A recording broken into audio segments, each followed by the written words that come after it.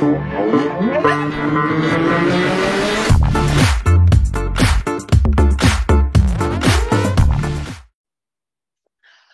to this episode of Barrels and Business. As always, I am your host, Jay Green, and it's my job to bring you some tangible tips on how you can grow your business, live the surfer lifestyle, and obviously some great ideas of where you can get wet in the world. Today, I am joined by Sean Levings, creator of the Maldives Experiences. He's been in the travel industry since 1985.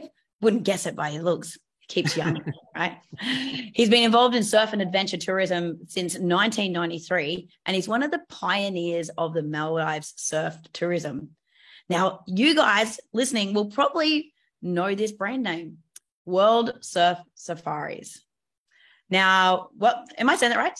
Safaris, World Safaris. So Sean actually created and sold World Safaris. And he's going to talk us a little bit through about that journey and how he's moved on to his new life philosophy of life is short, so work smart, not hard. When Sean isn't running his new venture, Island Hop Maldives, you can find him giving back to the community and enriching the lives of those living with intellectual impairment as a part-time disability support worker. And he's obviously surfing 5 days a week. He's just rubbed it in that I didn't get wet at D-Bar today, but he had some super fun waves with the wind down. So let's dive right in. Sean, what did I miss out in your bio? Oh, I think you nailed it, Jade. That's pretty good. My business name is Island Hop Maldives. It's my new little venture, as you mentioned. I think you succinctly nailed it there. Awesome. So we were talking a little bit before the show about your journey with World Safaris and what was the lessons that you learned that you thought that our listeners should know. So can I pull that thread again? What is it? Mm-hmm. What was it that you said that you think is one of the downfalls in small business owners and what holds them back from taking the next leap? I think it's that conservative approach from some small business owners, and possibly a lack of belief that they can be, number one in their given sector or industry. And therefore they don't spend the money required to do their marketing and sales and really get their name out there. I think that, that is a trap that I have seen. And when I sold World Safaris, I did a bit of business consultancy as well to work with some other involved in the travel industry to try and get them to think bigger and, really get their names out there, which is, it's tough these days, particularly with online marketing, because you do have to spend quite a bit to really reach that target audience, unless you have amazing content and you've got 1 million followers and so forth, which isn't really, isn't typical of a lot of businesses. So I think that, you've got to spend money to make money is probably a philosophy that I really used back in the day. And it did work for me to get my brand synonymous with the public my target audience. So let's just remind the audience, what is that brand? So you took it, did you have it for 20 years? Is that right? Yeah, 19 years. World Safaris, I started in 1997 and I sold in 2016. So that was after I moved to Queensland in 96. I got married in 95 in Sydney, and I'd been working in tourism since, as you mentioned, 1985. So I had 10 years kind of earning my stripes in tourism, working with Thomas Cook Travel, who were, in the 80s and 90s were the biggest general travel company in the world. Yeah, they were massive. So I kind of did my apprenticeship there and learnt how to do things the right way, and then moved to Queensland and hooked up with a mate who had been to the Maldives in the early 90s and and started running a boat over there, and needed someone to help with the sales and marketing. So I did that, and then gradually, as I'd worked with the Surf Travel Company in Sydney from 1993 to 96. So my name was already out there in surf tourism, and there was quite a few suppliers who wanted to enlist my services to do the sales and marketing. And that's basically what World Safaris was. It was allowing the tour operators to do what they do best and cater to the customers and maintain their surf camps and surf charter vessels and so forth, and enlist me and my team to put their product up in lights and get them bums in beds. So that's what it was all about. So beautiful. So you grew it from just you picking up some business to how many locations did you have around the world? What was the size of the team when you sold it? Well, we had our head office in Mooloolaba had 12 staff, and then we had a couple of staff at Kira Surf on the Gold Coast in a little implant office there. And then we had a team over in Bali, based out of Sanua, run by a guy named Michael Hill, and then had a guy in California and a guy in Tokyo. So yeah, we had a good network, and we also had a network of international agents in Brazil and Europe who we would wholesale to. So they would basically they would sell our products under their own company name, and it just made it easy for them. They didn't have to go and source all the product and deal with all the behind the scenes stuff. That was left to me and my team to do, and they were just able to brand it as theirs and take their cut. Yeah. Awesome. So can you talk me through the growth of the business? Like, what were your challenges or your wins when it came to building an international team and a multi-location team? I guess it was finding the right people first and foremost to represent our product with the expertise and the knowledge of the destinations and the marketing nous to be able to reach the audience in their sector, in their demographic. I guess that, and just the logistics, the international business law in other countries, time zones as well. I mean, that was a challenge, a hurdle when you're dealing with agents in California who have clients who want to travel almost immediately, yet they had to come via head office to get everything sorted. There was a few hurdles in that regard, but I guess it got easier with technology. Obviously, when I first started, there was faxes and there was phone calls. Yeah, and then obviously it wasn't until about the mid it was probably about 1993 that I started using email. So yeah, I mean that was before I started World Safaris. But yeah, it wasn't without its challenges, but it's certainly and then I guess it was like we'd be running boats in the Maldives, and it was actually pretty cool. You'd get a group on board, and there might be 2 Californians, 2 Frenchmen, sounds like telling a joke, a Japanese and 4 Aussies. What could possibly go wrong? Yeah, it was really cool. A lot of people made lifelong friends. A lot of our customers really enjoyed that aspect of it being truly international and being able to mix with guests from other countries. Awesome.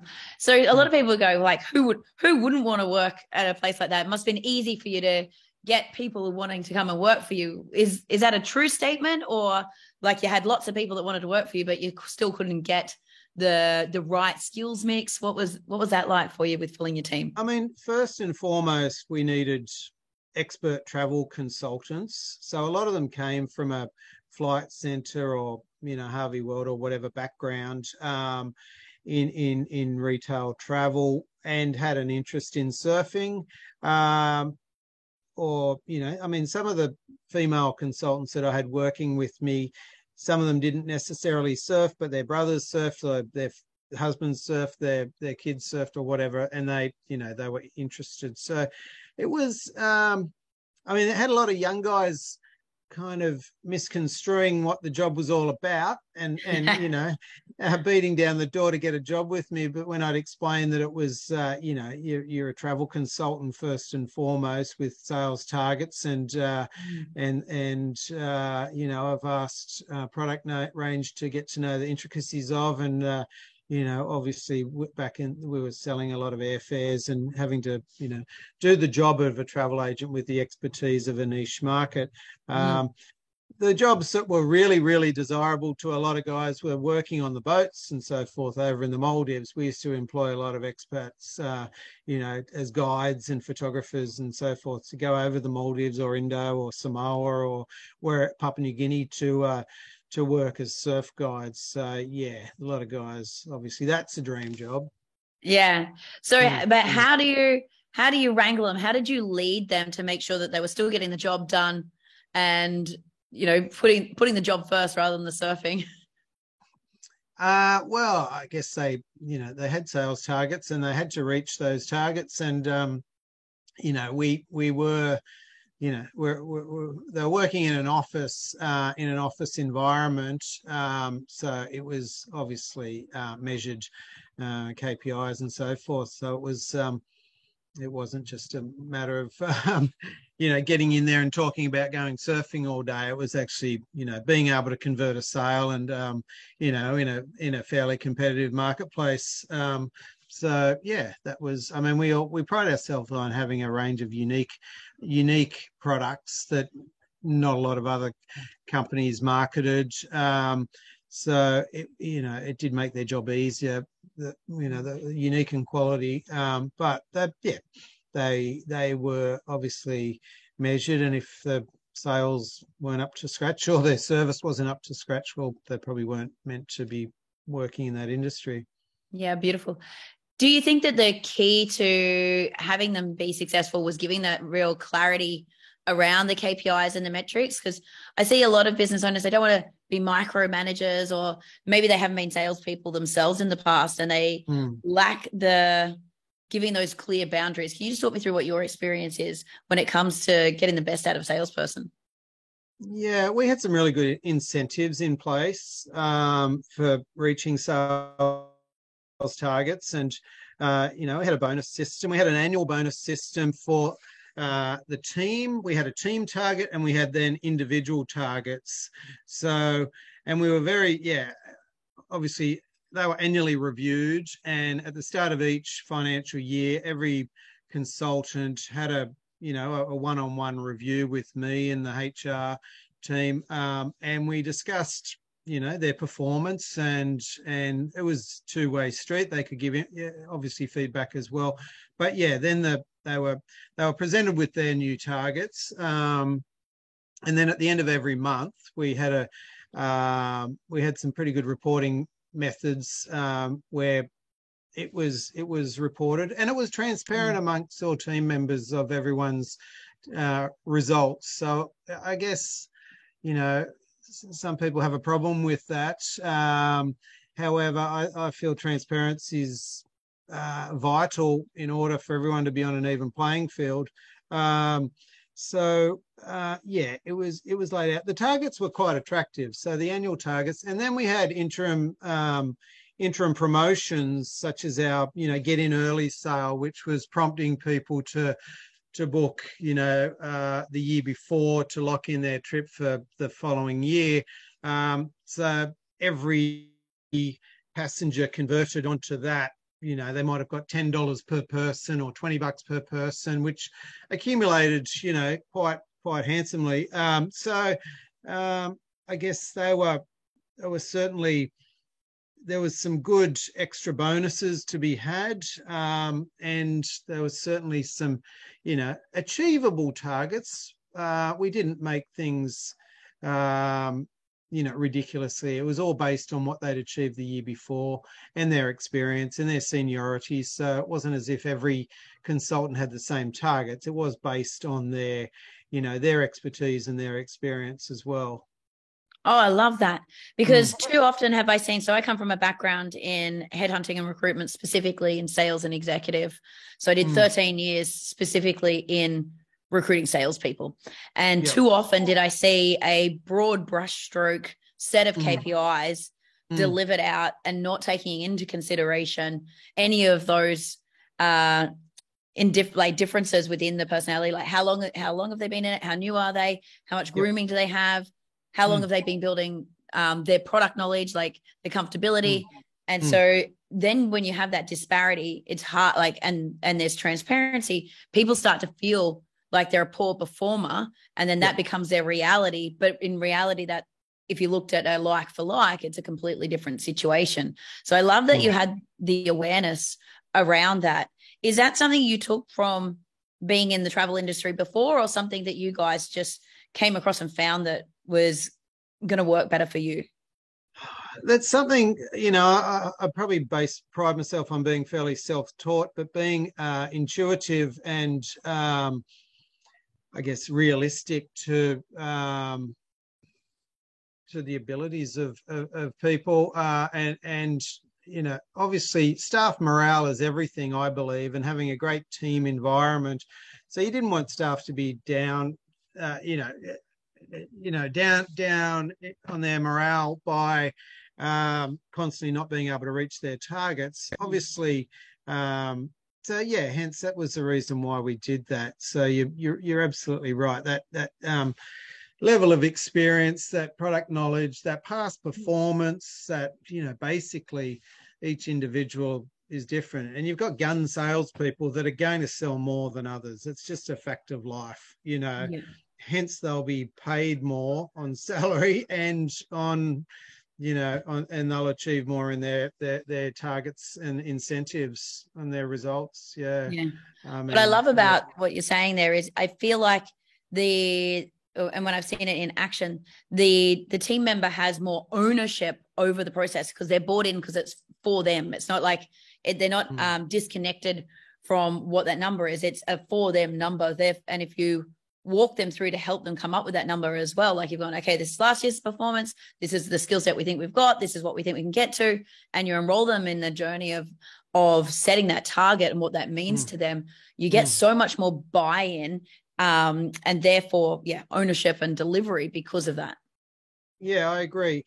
And the team target as well worked exceptionally well, because it then became those that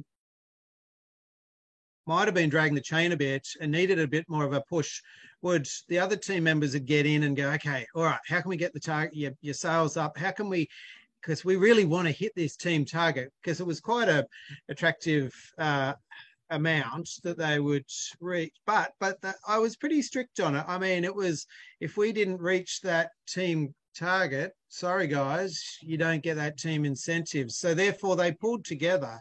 I mean, they still got their individual targets if they reached them, but if the team target wasn't reached, then that wasn't payable. So that they did pull together. I found they pulled together as a team to support each other to get to that goal. Yeah, I love it. Another thing that I see there is that when it's not just about them, when you, like, if you've got a true team player, they don't want to let down the rest of the team. They might they might be complacent in their own life, but the bonus is enough. They're living to a standard of living that they're happy with, that maybe they've got what they want. They're not driven by going that extra mile. The fact that they're now bought into a bigger thing, something outside of themselves, and that becomes less egocentric, more team centric, allows them to step up the plate. It also allows those, like you said, having the other team members go, how can I help you? Like it stops a bit of that, as we see we've seen sales guns that can sometimes be a little bit ego, and they're a little bit about themselves, and like they're only focused on their shit because they want their bonus, and they don't want to share their time or their knowledge with someone else, or they get fearful that someone might get better than them or like outshine them, and they want to keep their specialty to themselves. This really allows them to shed that ego and bring others with them, and which will exponentially grow your team and take so much pressure off of the sales manager. Because now you've got the collective group imparting all of the skills upon each other. Love it. Yeah, and it got really exciting. Like this time of the year, I mean, it's June 30 tomorrow, isn't it? What's the date? Yeah, June 30 tomorrow. So, this time of the year. Maybe I need to pre-book a company conference on your new boat for Island Hop Maldives so that, we get that invoice in now, and then That's right. What do you think? Do it. We can make a conference happen. Barrels and Business and Barrels conference. Yeah. Who doesn't want that? Two favorite things. Surf, snorkel, business trip. Snorkel, have your board meetings, have your sunset cocktails up on the sunset deck, have our chef Gopal prepare you dinner parties every night, This sounds perfect to me. Board meetings. It is actually a dream of mine. I've run a couple in Bali previously, and I had one booked just before COVID. I still have a booking for an epic villa that's right on the cliff at Bingen, and it had just been restored after the fires went through a few years ago. Okay. Amazing. And we designed a whole week's worth of activities of really going. It's a flexible agenda because we go depending on what the surf's doing, depending on what the tide's doing. Obviously with Bingen, that's a really poignant thing is what is the tide doing, and we would plan the workshops around it. But what I love about the concept of it is the more flow that you have, the more flow that you get. So if we can drop people into flow-like activities, surfing for those that surf, snorkeling for those that don't, or sunning themselves if they want to, and enjoying that, decompressing the brain, we can get even more uptake in the learnings and if we're doing a strategy session or we're learning a new leadership model or designing a new recruitment funnel or any of those things, you can get brainstorming. Yeah. Absolutely. Yeah, no, the creative juices flow, it enhances the endorphin rush is there, and therefore the productivity, if you as long as your brain doesn't go to sleep, you can but if you're in that, if you're there for that purpose of it being a conference, and you can have the best of both worlds, that's for sure. 100%. So I just want to circle back to your, what were the things that you needed to put into place to be able to sell the business? So was it a accidental sale, someone come along and just offered you money, or was it a curated, designed experience and you put certain things in place to achieve the outcome? I actually identified a potential business partner. I'd been considering taking on a partner. I was basically becoming a little burnt out. I had too many balls in the air, and I really did. And I was looking for a new blood to come in and rejuvenate certain things, or not rejuvenate, just to look at different avenues. So I identified a business partner, and he was actually a client of ours, and he'd been retired for a year or so, and he was doing quite a few surf trips, and so I actually approached him and said, "Mate, would you be interested in getting on board?" And he was. He basically realised that he was too young to retire at that point, and he wanted to keep his brain sharp, and he loved our business. So he used to state, for those old people old enough to remember the ad, the Remington Steel yes, razor ad. I liked the product so much I bought the company. So yeah, that was his saying. And so yeah, basically I took him on board, and we had a couple of years from 2014 to 2016, and during working together. And during that period, I did have an exit strategy in mind. personally, and I was able to then structure a few things to take pressure and make myself dispensable, which was the biggest thing. I had to become dispensable. The business had to be World Safaris without Sean Levings, and I made that happen. And basically, I did get to a point where I wasn't enjoying it as much anymore, I guess, and that's when you realise you should be getting out if you're not enjoying it as much and you're burning out. And so I had an expression of interest from an outside party to buy my share, and I told my then partner John Finlay about this, and he had the first right of refusal to buy the rest of my shares. So yeah, we negotiated and came up with a fair price, and that was it. So it was fairly smooth, really, but it took that getting that business partner on board and making myself dispensable, and upskilling a few of the other staff, to be able to do what I'd been doing, because I did have a tendency to to be doing a bit too much. I was doing sales and marketing, and and the day-to-day business, along with the liaison with all of our suppliers and so forth. And I was tending to micromanage a little bit too much. And I did learn over that 2-year period to be able to stop doing that and make myself dispensable. And yeah, it worked well.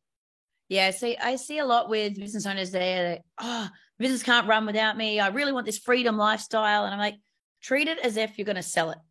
Yep. Like, if you really want to have a freedom lifestyle, you need to gear that business up for it to be able to run without you. Maybe you still want to do the things you love, or maybe it would do, in your opinion, better than if somebody else was running it and you still have a part.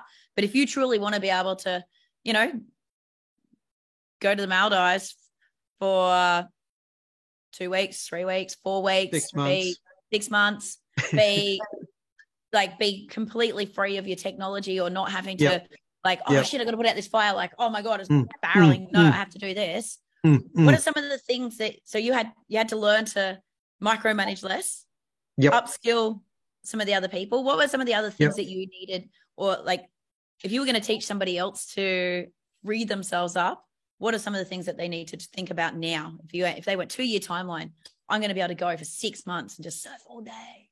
Yeah. I mean, delegation is the key. You've got to learn to delegate. So you have to be able to, take that ownership, that, as you said, the business, for someone to say, the business is going to be no good without me, and they don't do anything about it. Well, they're going to be chained to that business forever. So, I like what you said. You've got to have that philosophy that you're going to be selling the business. You're going to be getting out of the business. You've got to have that exit plan. And so, I think it is just a matter of,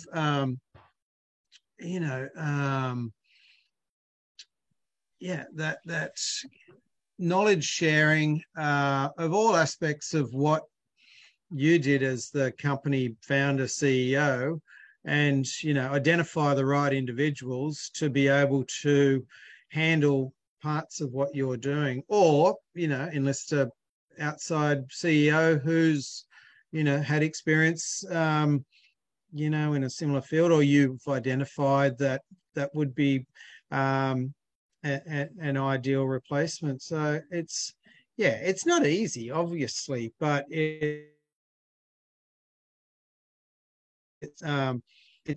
doable. It might cost you more in wages initially, because you will need to recruit potentially other staff to offload the workload of yourself to be able to free yourself up. So in our case, we had to employ a full-time accountant. We then had full-time sales and marketing. Whereas before we kind of had part-time, we had myself doing a bit of accounts, someone else doing a bit of accounts.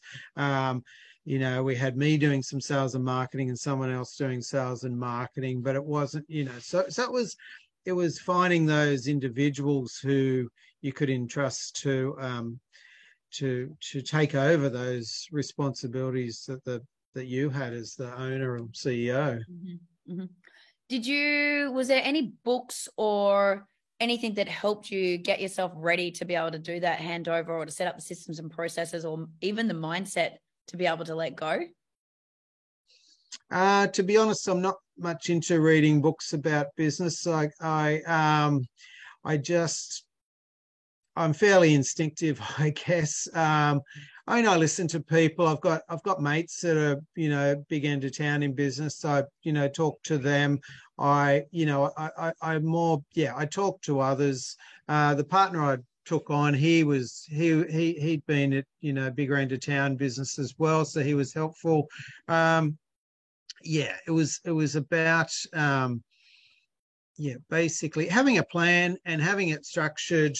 I was very organized as far as, I guess, timelines and goals of having certain things done. But at the end of the day, in early 2016, when I made that decision to sell, it was fairly spontaneous. Because I did have that outside offer, and it was like, okay, well, am I going to keep doing what I'm doing for the next 10 years, 15 years, whatever, or am I going to, go on to the next chapter of my life? And, which I did. I opted for that. And it's, a lot of people said, well, why are you selling your business? Got such a great business. But at the time it was like, well, I made some other decisions outside to make my lifestyle a bit better as well. Yeah, beautiful. So what I heard there was that you actually, even though, like, some people turn to books, some people have a network, but turning to people that have done it before, getting advice from people that have been in bigger businesses. And one of the things that reminds me of, I was listening the other day, was there's often business owners that feel like they're stuck at a certain level. But if you look at some of the 5 people that they spend the most time with, or that they hang out with, or take advice and input from, they're at a level lower than them, and they've never been there and done it before. So they're looking at, even their advice and the lens that they look at things from comes from that perspective. And they don't branch out and look at, where can I get challenged or pushed, or where do I need to start hanging out in the rooms of the people that are going to, like, how can you be the dumbest person in the room, or the one with the least knowledge, or the one that's not been in this situation before, so that you are getting things looked at from a different perspective and lens. So it sounds like you were lucky to have some of those people in your circle. Yeah.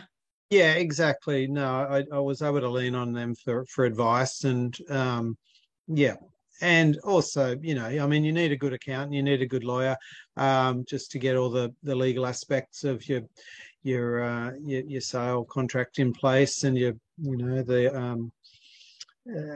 all of that structured. Beautiful. Let's switch gears for a second. Let's talk about the fact that the world's finally waking up again.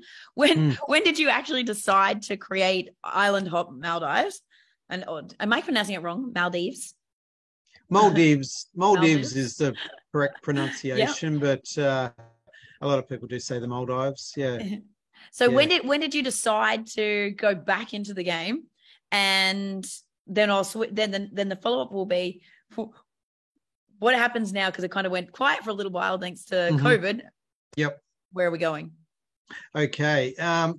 So basically, after I sold World Safaris on the 31st of May 2016, I had the, obviously corporate restraint and so forth. That was for 3 years, and to be honest, I had never had any intention of starting another surf travel agency as such to compete against them. So this was purely my friend Dr. Abdullah Sobar, who owns the Handu, the boat in the Maldives, approached me.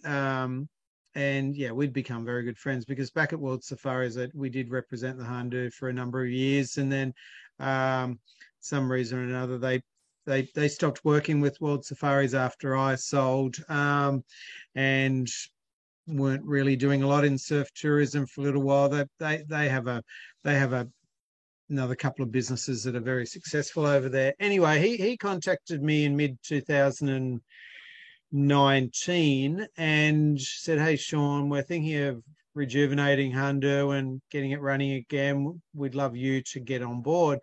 And my first reaction was, no, I've got no interest in running another boat charter. Because unless you're there on the ground a lot of the time, and being an owner operator or so forth,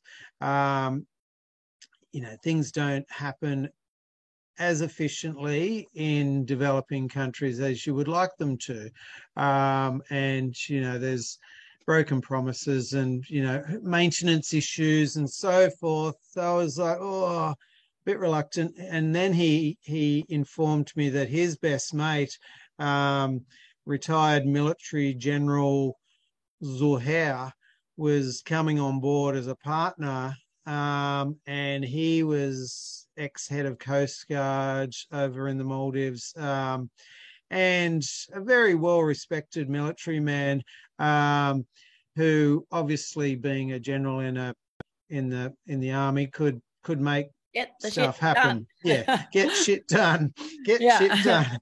Exactly. So I was, obviously, that piqued my interest. So I flew to the Maldives and I met General Zuhair and the team he'd assembled.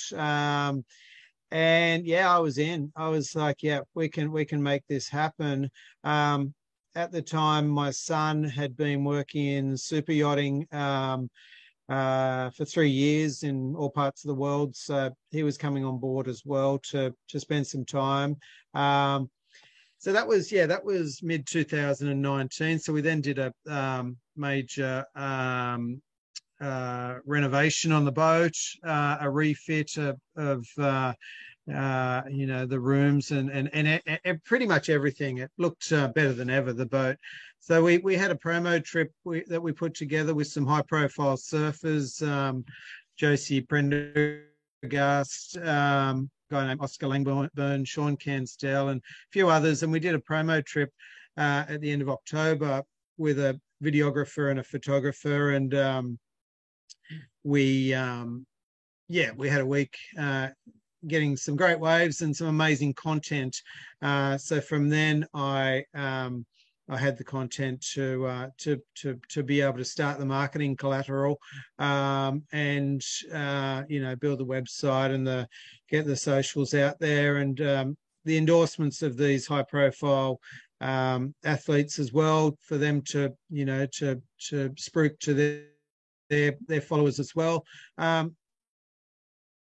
So it was, wheels were in motion, and within a pretty short period, and I did a magazine article with Smorgasbord magazine as well, and within a pretty short period of time, the name was out there, and we had about 8 full group charters booked for 2020 by the end of 2019, and then bloody COVID hit. So March 2018, Australia went into lockup, and that was it. So we had to basically, I just refunded everyone their deposits and said, we'll revisit, when things open up again, if you choose to travel again with us. And that was very well received by those who had paid and their deposits, because a lot of companies just held them in credit for future travel. But a lot of people were doing it tough in their businesses were affected by COVID or whatever. So I said, okay, no, have exactly money back that you paid us. Obviously, fast forward 2 years, we were locked down till early this year. And so things are starting to happen again. We did get a couple of Europeans, because the Maldives has actually been reopened since July 2021 for tourism. Yes. Any restrictions? They did originally. Yes, you had to present negative PCRs, you had to be double vaxxed and all that. But it did prove really successful, because in the Maldives, you basically arrive to the airport and you're ushered directly to a boat to take you to either your resort or your liveaboard boat, your charter boat like the Hundu. So you're not going into major towns. You're not being around lots of people. So all the staff had to be obviously vaccinated, had to wear face masks, had to be COVID compliant. So therefore, it was the Maldives was a model country for COVID safe travel, and it's continued to be. And now it's reopened without a need for any PCR tests or anything else. You can basically just travel to the Maldives now. Yeah, even without vaccination. They're not asking for proof of vaccination fully anymore. Open. Fully open. Welcome aboard. They are fully open. So, So anyway, we've just relaunched our marketing, I guess, probably a few months back, and we've got I've got a Portuguese family on board coming up next month, and I'm heading over there myself. And then we've got an all-girls group coming up later in the year. But the bookings for 2023 are starting to flow in now. So it's really exciting. Awesome. So talk to me about if you're considering a surf trip as an individual, and you're like, right, what are the things that you should consider? What should you know? What do you need to think about? Right down to, like, if you haven't been on a live on boat before, what's some of the things they should think about before going, or just know? I guess we only deal with groups at the moment, so we're priding ourselves on designing. I guess the word bespoke is probably overused now, but customized trips specific to your group, and it can be friends, family, occasion vacations. I kind of coined that phrase a while back when I was writing some marketing. I hadn't heard it before actually, but 40th birthdays, like a 40th birthday or a hen's party. Yeah, anything like that. That's right. Then conferences. So I guess it's a matter of finding people that you're compatible to join your group. And then really just having the right surf equipment, an open mind to, realize that, sure, obviously we don't promote photos of blown out days, but it can happen.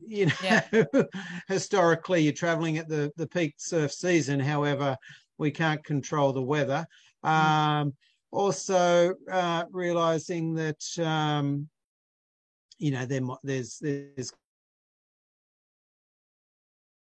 cultural differences, but most people do their homework before they travel. So it's really a matter of just going, okay, well, what boards am I going to take? What sunscreen? And off you go. As far as the logistics of planning a trip, we don't, because I'm not a travel agency anymore. I'm just representing this one boat in the Maldives.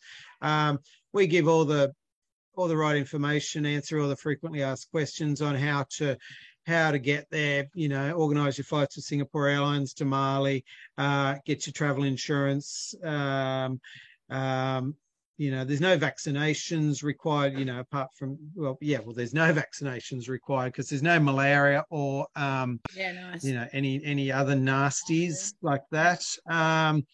Wave-wise, it's a very user-friendly destination for surfers. They're probably the most user-friendly waves in the world. And that's, I've done a lot of traveling in the world because the waves are long, walled up. They're not, you can still get barreled. There is some, more intense waves, but a lot of them are just long down the line. The waves like Jails and Sultans and, Beacons and so forth. They're just, they're very user-friendly. So you're not in fear of, like certain places in Indonesia and that, you might be, in fear that you're going to take all the skin off your body on day one and, and I went to the trip. Mentawais for my first trip, and I was lucky to get there for the swell of the season. I am not swell of the season girl. I drank literally 100 bintangs. They're like, which girl drinks that many beers? And spent a lot of time. I hung a rope off the edge of the boat, cut open a pool noodle, sat in that, and then just drank my beers hanging on the side because I just had no business being there. So I got a couple of little dates. We had some fun at Bing Bings and No, and I mean, obviously there can be big days over there. It's identifying the right time of year as well. Like the early and late season are great times for your more, you might some longboarders or funboard riders. Then you've got the middle season, say July, August is, that's when you're going to get your biggest swells, like Indo. So, it's a matter of talking to me, I guess. I like, talking to people. I get people calling me on WhatsApp from all over the world and happy to have a chat or happy to do a FaceTime or whatever to really talk about their needs for their trip and for each individual on board as well. We have a really good customer profile form that we get everyone to complete when they sign up for the trip, just so that we, it's even got your favorite drink on there, so we can order the spirits that go in your cocktail, because the Maldives, you can't take your own alcohol into the Maldives. But we obviously have a well-stocked bar and things like that, and favorite food and any allergies or and also your dream waves, what boards you're going to be riding, so that then I talk to our guides. We work with some of the best surfers and experienced local Maldivian surf guides who speak very good English and have been involved in surf tourism for years.